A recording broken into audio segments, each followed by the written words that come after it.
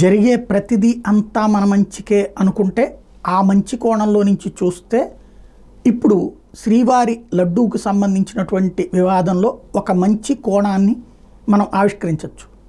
ప్రసాదాలకు సంబంధించి ఎవరికీ పట్టింపు లేదు, క్వాలిటీ ఉన్నా ఉండకపోయినా తినేస్తున్నారు. పులిహారలో సరిగ్గా లేకపోయినా, లడ్డూలో సరిగ్గా లేకపోయినా, ఇంకే ప్రసాదంలో సరిగ్గా లేకపోయినా భక్తులు భక్తితో తినేస్తుండటం వల్ల దాని టేస్టు, దాంట్లో ఉండేటువంటి క్వాలిటీ గురించి ఎవరు ఆలోచించట్లేదు. దీన్ని అడ్డుపెట్టుకుని ఆలయాల్లో ఉన్నటువంటి ఆ సరుకుల కొనుగోలు అధికార యంత్రాంగాలు, అలాగే డబ్బులు రిలీజ్ చేసే అధికార యంత్రాంగాలు, అట్లాగే ఈ సదరు వ్యాపార సంస్థలు టైఅప్ అయిపోయి నిర్మోహమాటంగా తమ తప్పులు తాము చేసేస్తున్నారు. అంత నాణ్యత లేని వెరైటీలు వీళ్ళు టెండర్లు తీసుకుని మరి ఆ టెండర్లకి తక్కువకి ఇస్తున్నట్టు కోట్ చేస్తూ తక్కువ నాణ్యత కలిగినటువంటి ఇస్తున్నా అది కలిపేసి ఇస్తున్నారు, తినేస్తున్నాము అని ఏమన్నా భగవంతుడు ఫీల్ అయ్యి ఉండాలి. అందుకోసమే ఇప్పుడు టోటల్గా ఆలయాలన్నిటికీ సంబంధించి చర్చించే ప్రయత్నం చేశారు. అదే మనకి దేశంలోని అన్ని ఆలయాల దగ్గర కనబడుతుంది. ఒక మంచి పరిణామం అది శ్రీవారు చంద్రబాబు గారిని వినియోగించి చేశారనుకోవచ్చు. ఇప్పుడు ఇందులో ఒకటి కల్తీ జరిగేటటువంటి తీరు, అంటే కల్తీ అనే కంటే కూడా నాణ్యత రాహిత్యం లేదా కుంభకోణం ఎట్లా జరుగుతుందంటే, ఫర్ ఎగ్జాంపుల్ గుండు పప్పు, జీడిపప్పు తీసుకోవాలి. గుండు పప్పులో సగం పప్పులు అంటే బద్దపప్పు కంటే గుండు పప్పు రేట్ ఎక్కువ, కానీ బద్దపప్పు కూడా కలిపేసి ఇస్తారు. పైనంతా గుండ్లు ఉంటాయి, లోపల బద్దలు కలిపేసి ఉంటాయి. ఎట్లాగూ గుండుగానే వేయరు కదా మనకి, అది ఎట్లాగూ కట్ చేసేస్తారు కదా, కాబట్టి దాని ఆధారంగా అది వెళ్ళిపోతుంది అంతే. ఇక్కడ రేటు భారీ తేడా ఉంటుంది. నెంబర్ 2 కిస్మిస్ ఉంది. ఎట్లాంటి తేడా చేస్తారంటే, తొడిమ తీసిన కిస్మిస్ వేయాలన్నటువంటిది రూల్.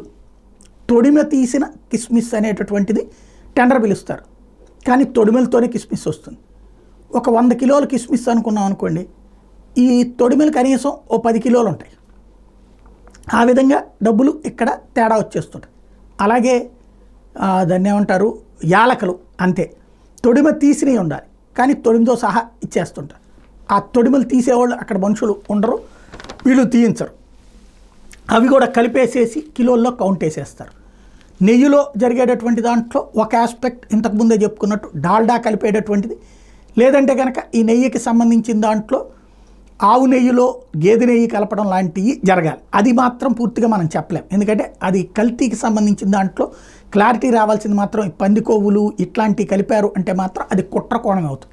బట్ ఆ కుట్ర కోణం ఏంటన్నటువంటిది వెలికి తీయాలి. భగవంతుడు ఆ దిశగా ఏదో ఒకటి బయటికి తెలియజేస్తాడని నేనైతే బలంగా నమ్ముతున్నా. అదే సమయంలో వీటిలో జరిగేటటువంటి ఈ తరహా కుంభకోణాలు ఉంటాయి. ఇప్పుడు ఏ గుళ్ళో లడ్డు అయినా సరే పొడిగా ఉంది అంటే ఆలోచించాల్సిన సందర్భం, గట్టిగా ఉండాలి. ఇప్పుడు తక్కువ వాడితే క్వాంటిటీ నెయ్యి రాలిపోద్ది, ఎక్కువ వాడితే ముద్దగా ఉంటుంది, పచ్చిగా ఉంటుంది. కాబట్టి దానికి ఒక 10 గ్రాములు వేయాల్సిన చోట 20 గ్రాములు వేయాల్సిన చోట 10 గ్రాములు వేస్తే పొడి అయిపోతుంది. 30 గ్రాములు వేస్తే మరీ ముద్దగా అవుతుంది. కాబట్టి ఇప్పుడు తినేటప్పుడు ప్రతి ఒక్కళ్ళు ఆలోచిస్తారు. పులిహార తినేటప్పుడైనా బియ్యం సరిగ్గా ఉందా లేదా ఆలోచిస్తారు. రాబోయే రోజుల్లో ప్రతి ఆలయానికి ల్యాబ్ పెడతారా, లేకపోతే దేవాదాయ శాఖ, ఎందుకంటే ఇప్పుడు ఇక్కడి నుంచి భక్తులు కంప్లైంట్స్ వస్తాయి ఖచ్చితంగా.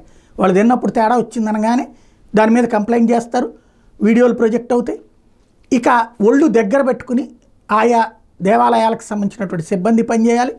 ఆ విధమైనటువంటి ఒక మంచి మార్పు దిశగా అడుగులు పడతాయేమో, భగవంతుడి సంకల్పం అదేనేమో చూద్దాం.